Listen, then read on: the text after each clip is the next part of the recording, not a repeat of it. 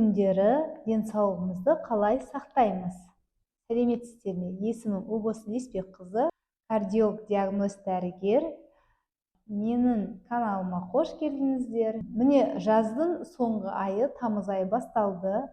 Бірақ осы күнге дейін шілде болсын, әлі бізде шілде шыққан жоқ. Барлықтарыңызға белгілі, оңтүстікте күн өте ыстық. Бүгін 1 тамыз болса да, өте ыстық, 40-45 градус Цельсий көрсетеді сырттағы ауа райы.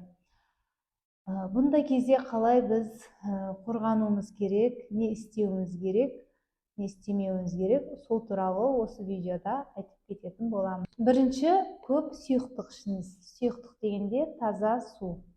1,5-2 литр таза су ішетін болсаңыз, тәулігіне сіздің қан тамырларыңызға, жүрекке, асқазан ішек жолдарына өте пайдалы болады.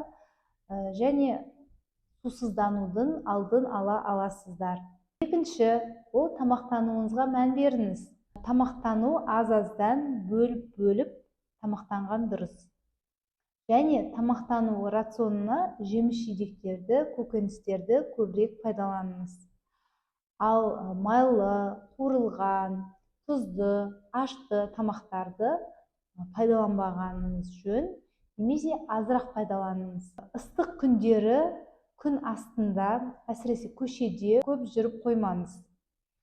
Таңертеңгі сағат 10-нан кешкі сағат 6-7 аралығында күннің астында жүрмеңіз. Ал түскі уақытта, күн қатты ыстық болатын уақытта мүмкіндігінше салқын жерде жүрген абзал.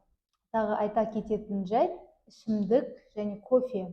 Осыларды мүлдем ішпеуге тырысыңыз, немесе санын азайтыңыз. Олар ағзаға өте зиян болғандықтан, осы ыстық күндері ішкен жағдайда денсаулығыңызға одан сайын әсері, зияны көбірек болады. Сондықтан мүмкіндігінше бұл сусындардан бас тартыңыз. Осындай қарапайым кеңестеріңізді орындайтын болсаңыз, денсаулығыңызды сақтап, аман-есен ыстық күндерді артта қалдырамыз. Тағы айтатын жайт, ол гипотензивті препараттар ішетін науқастар міндетті түрде кардиолог кеңесіне жазылып, маманның кеңесін алған дұрыс. Маманның кеңесі арқылы препараттардың санын азайтуға, немесе дозасын азайтуға, дозасын коррекция жасауға мүмкіндік бар. Сондықтан денсаулығыңызды сақтаңыздар, өз-өздеріңізге қараңыздар, аман болыңыздар.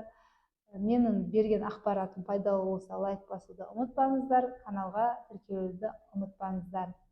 Келесі видеода жолыққанша аман сау болыңыздар.